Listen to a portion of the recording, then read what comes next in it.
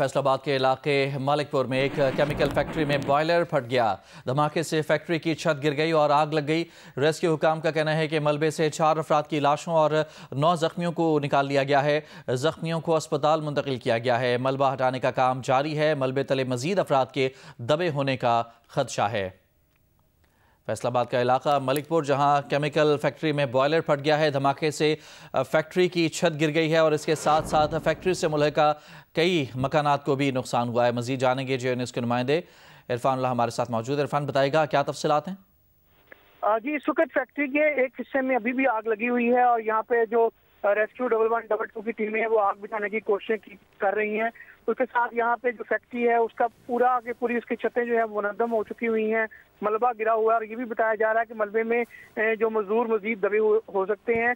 यहाँ पे अभी तक 4 हलाकतों की तस्दीक कर दी गई है, जबकि 9 जख्मियों को निकाला गया है। मैं आपको ये भी बता दूं कि फैक्ट्री के जो मुल्हिका इलाके के अंदर उसकी बैक साइड के ऊपर जो घर थे उनकी इमारत के भी कई कमरे घरों के वो भी मुनद्दम हुए हैं। वहाँ पे भी जो लोग हैं वो शदीद जख्मी हुए हैं। अभी वहाँ से भी मलबा हटाया जा रहा है, इसलिए यहाँ पे भी मजीद हलाकतों और मजीद जख्मियों के होने का खदशा जाहिर किया जा रहा है। रेस्क्यू ऑपरेशन यहाँ पे जारी है।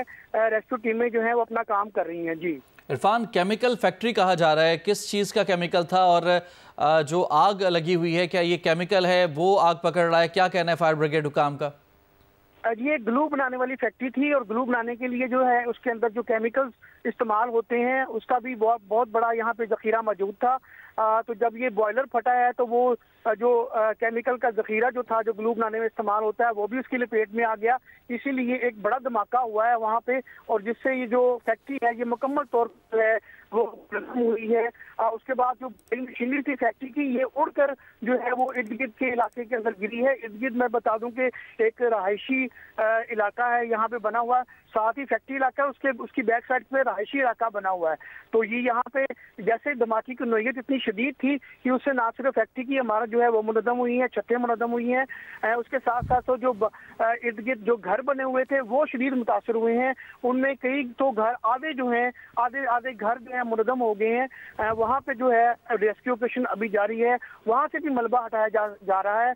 अब यहाँ पे हम ये देखने में आ रहा है कि मलबा जो है वो बहुत बड़ी तादाद में है, जबकि जो रेस्क्यू की टीमें यहाँ तमाम रेस्क्यू के वर्कर्स तमाम टीमों को यहाँ पे तलब कर लिया गया हुआ है। अब ये रेस्क्यू का काम भी यहाँ पे तेज किया जा रहा है ताकि मलबे को जल्द से जल्द हटाया जाए।